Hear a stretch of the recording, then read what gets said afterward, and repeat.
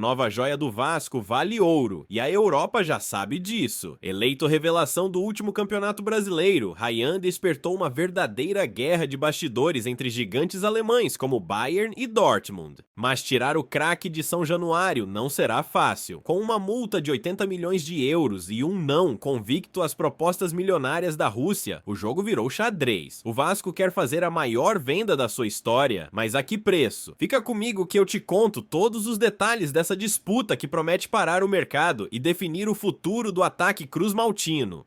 Para entender a dimensão do que está acontecendo agora, nos bastidores do mercado da bola, precisamos primeiro voltar os olhos para o gramado de São Januário. Não é apenas sobre números ou contratos, é sobre o nascimento de um ídolo em tempo real. Quem acompanhou a última edição do Campeonato Brasileiro viu algo diferente acontecer. No meio de tantas promessas que surgem e desaparecem com a mesma velocidade no futebol nacional, Ryan mostrou uma consistência assustadora para a pouca idade. Não foi apenas um lampejo de habilidade ou um gol bonito isolado em uma rodada de domingo. Foi uma campanha sólida, madura, de quem veste a camisa cruz-maltina não como um peso, mas como uma segunda pele. A eleição como a revelação do campeonato não foi um acaso, foi a coroação de um processo que vinha sendo lapidado dentro dos muros da colina histórica. O torcedor vascaíno, calejado e exigente, sabe reconhecer quando tem algo especial em mãos, e a conexão criada entre a arquibancada e o jovem atacante foi instantânea, quase elétrica. Cada arranque, cada drible em velocidade e cada finalização serviram como um aviso, não só para os zagueiros adversários aqui no Brasil, mas para os olheiros que viajam o mundo com seus cadernos de anotações e tablets, buscando o próximo grande nome do futebol mundial.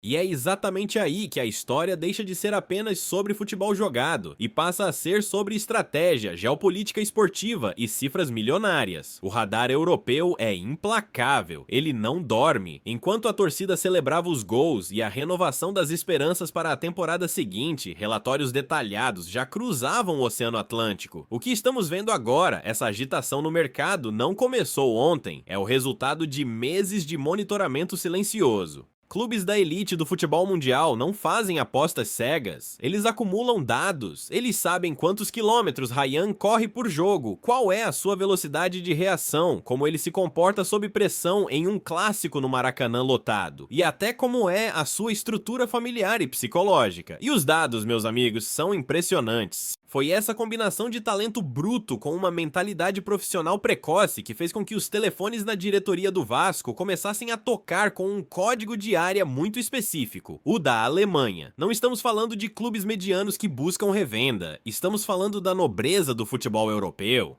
O interesse alemão, historicamente pragmático e cirúrgico, sinaliza que Ryan não é visto apenas como uma promessa para o futuro distante, mas como uma realidade que pode ser moldada para dominar o cenário internacional. O Bayern de Munique, gigante da Baviera, uma máquina de títulos e de gestão, já acompanha o desenvolvimento do jogador há meses. Para o Bayern colocar alguém em sua lista de prioridades, o crivo é altíssimo. Eles veem em Ryan um potencial de investimento a médio e longo prazo que se encaixa perfeitamente na filosofia de renovação do elenco bávaro. Imaginem o peso disso, ser monitorado pelo clube que é referência absoluta em dominância na Bundesliga e presença constante nas fases finais da Champions League. Mas a disputa não é solitária. Do outro lado, temos o Borussia Dortmund. Se o Bayern é a potência consolidada, o Dortmund é a maior universidade de talentos do mundo. Pense em quantos craques saíram do Signal Iduna Park para conquistar o mundo. Eles têm um faro inigualável para encontrar jovens talentos na América do Sul e transformá-los em estrelas globais. O Dortmund entrou na disputa recentemente, mas entrou com a força de quem conhece o caminho das pedras. Eles buscam entender cada detalhe, cada cláusula, cada desejo do jogador e de seu staff.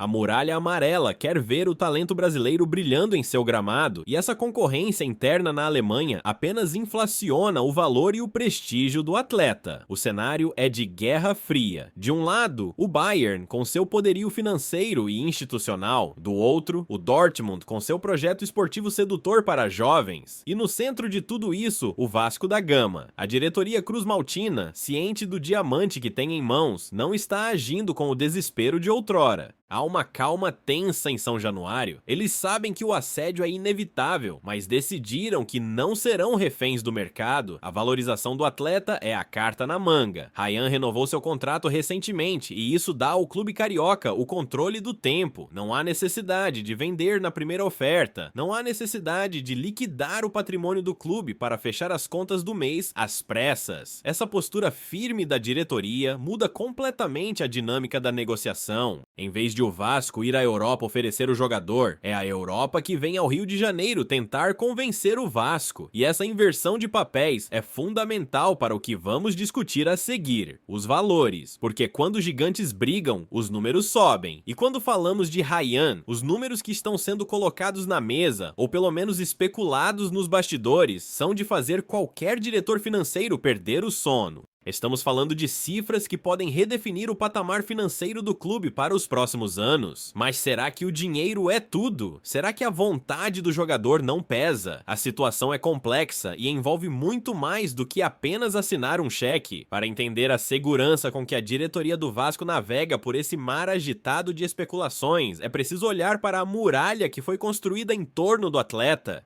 A renovação contratual firmada até 2028 não foi apenas um ato burocrático para estender o vínculo empregatício, foi uma declaração de guerra ao mercado predatório que costuma levar nossos talentos a preço de banana. A caneta que assinou aquele papel cravou uma multa rescisória fixada em 80 milhões de euros. Estamos falando de um valor que, na cotação atual, atinge cifras faraônicas, capazes de blindar o jogador contra qualquer investida surpresa que tente levar o atacante sem o consentimento do clube. Essa multa funciona como um escudo de titânio. Ela diz aos pretendentes: se vocês querem o Ryan sem negociar, terão que quebrar o recorde de transferências do futebol brasileiro. No entanto, o futebol é um negócio pragmático e nos corredores de São Januário, o realismo impera. Ninguém espera, de fato, que um clube chegue amanhã depositando os 80 milhões de euros à vista. O jogo acontece nas entrelinhas. Internamente, a diretoria trabalha com um número mágico, uma cifra que faria os olhos de qualquer gestor brilharem e que justificaria a perda técnica de um jogador tão promissor. O clube admite a possibilidade de negócio em valores próximos a 50 milhões de euros. Parem para refletir sobre o peso desse número: 50 milhões de euros. Isso representaria, sem sombra de dúvidas, uma das maiores vendas da história cruz-maltina e do futebol sul-americano. É o tipo de injeção financeira que muda o patamar de uma instituição, que permite sanear dívidas, investir em estrutura e reformular elencos inteiros. Mas o mais curioso nessa história toda é a ausência de desespero. Em outros tempos, talvez o clube já estivesse empacotando o atleta na primeira sondagem de 15 ou 20 milhões. Hoje, a postura é firme, quase inabalável.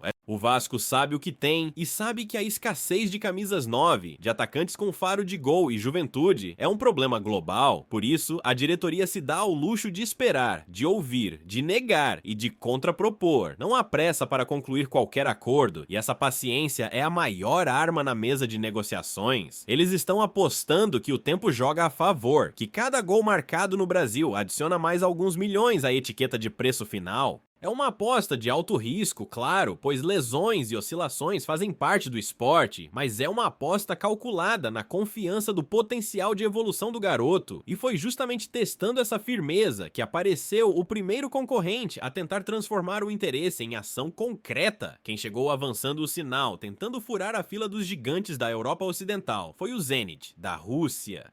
Os russos, conhecidos pelo poderio financeiro impulsionado pelo gás natural e pela agressividade no mercado brasileiro, vide as recentes contratações de diversos jogadores do eixo Rio-SP, não vieram para brincar. A conversa avançou, os números foram postos e houve um momento em que parecia que o destino de Ryan poderia ser o leste europeu. A proposta era financeiramente robusta, daquelas que balançam qualquer planejamento familiar. O Zenit, acostumado a levar a melhor nessas disputas usando o peso da carteira, contava com o sim fácil que costuma receber, mas a negociação esfriou, e esfriou rápido. O motivo não foi a burocracia entre clubes, nem a forma de pagamento, mas sim a vontade do protagonista dessa história. O jogador não se mostrou interessado em atuar no futebol russo neste momento de sua carreira. Aqui entramos na cabeça do atleta, o que é fundamental para entender o desenrolar dessa novela. Ryan e seu staff têm um plano de carreira muito bem desenhado. Eles sabem que o campeonato russo, apesar de pagar muito bem, está hoje isolado das grandes competições continentais devido a questões geopolíticas e tecnicamente oferece uma visibilidade muito menor do que as grandes ligas. Ir para a Rússia agora poderia significar um esquecimento temporário, uma saída dos holofotes que iluminam o caminho para a seleção brasileira principal e para os prêmios individuais globais. A negativa ao Zenit foi uma prova de maturidade e ambição esportiva. Caso deixe São Januário, a prioridade absoluta é por uma liga de maior visibilidade técnica e competitiva. Ele quer estar onde os melhores estão. Ele quer a Premier League, a La Liga, a Bundesliga ou a Série A italiana. Ele quer ouvir o hino da Champions League de dentro do campo e não pela televisão.